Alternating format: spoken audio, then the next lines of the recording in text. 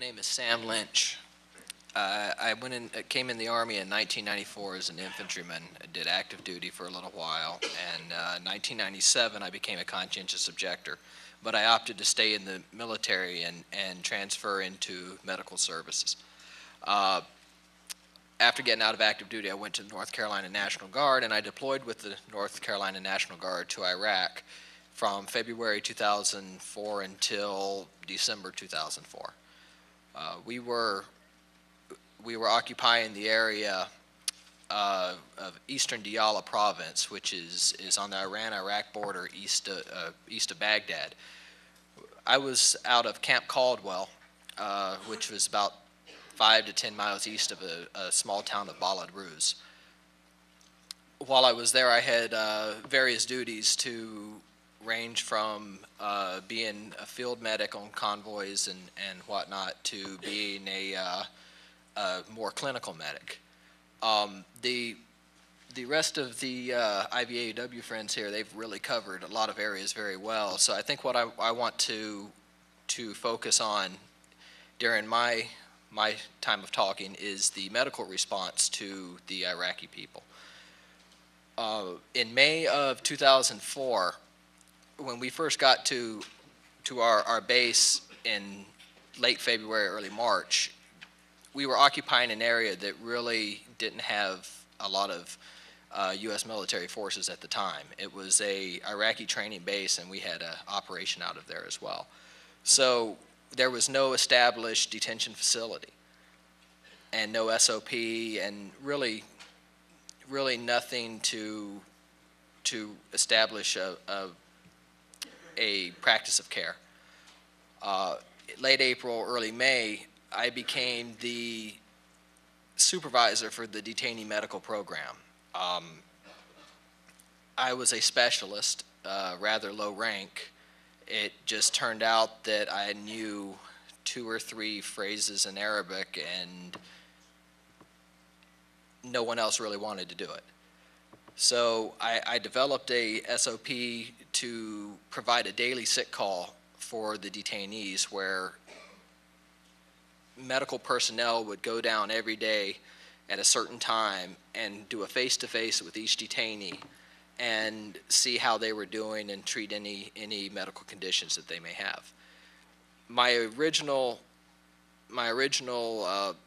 operations plan called for a medical professional to go down, either a PA or a doctor, to go down as well. First day when this plan went into effect, the doctors refused to go. Throughout the next 8 months, there were, out of probably approximate 15 doctors in our clinic, there were 3 doctors that would go to see the detainees. So it became a situation where the medics did most of the medical care. And most of the things that were seen were headaches and backaches and things that could be treated rather easily with Tylenol or Motrin. But there were urinary tract infections, there were hernias, there were things that really did require a doctor's care. And when I confronted doctors with it, in at least 4 cases, 4 different doctors responded that we're not going to see them because they're not American. Our detainee facility was a 72-hour tops detainee facility where they would bring the locals in who were being detained and decide whether or not they had enough evidence to push them forward to a larger detainee facility such as Abu Ghraib, or I think there was one in Tikrit as well.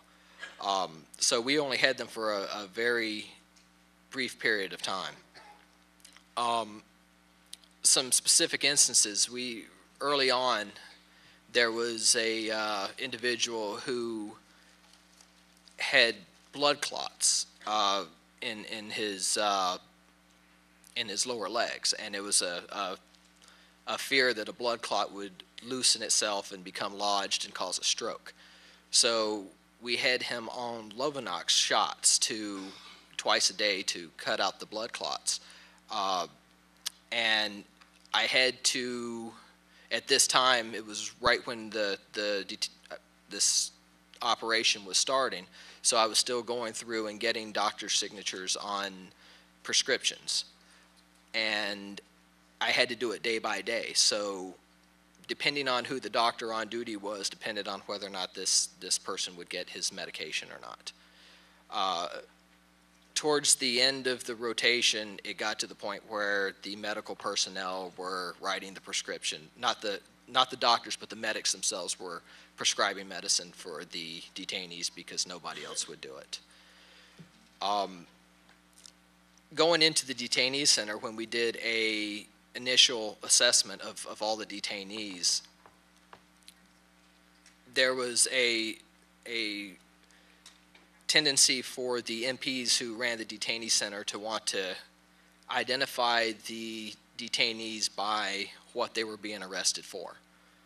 And so instead of it being an individual, they lost their name, they became a number, and it became 30-0024, for example, try to bomb U.S. soldiers, or is targeting translators. Really, they lost their identity in that process, and it was really hard to maintain a unbiased attitude towards caring for them when the first thing you hear about them is what they're there for.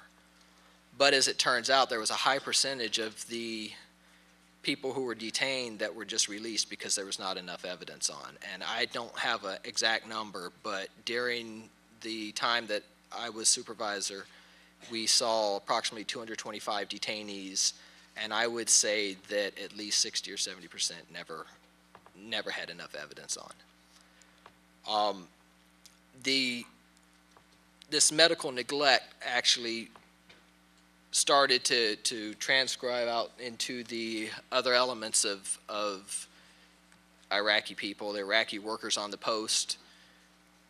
They would be doing construction work and have an injury, and they would be refused treatment. The translators, there was a translator who I worked with quite often who developed a hip problem, and tried to get him an x-ray, and the doctors refused treatment on him. There was just a lot of neglect, and it's a situation that I felt at the time that I should have said something, and I didn't. And being in charge, I feel a lot of guilt because I didn't say anything at the time, and I really feel that I did an injustice to these people by not demanding that the doctors actually see them, and instead trying to do the doctor's job, me and the other medics on our own. And I believe that's all I have.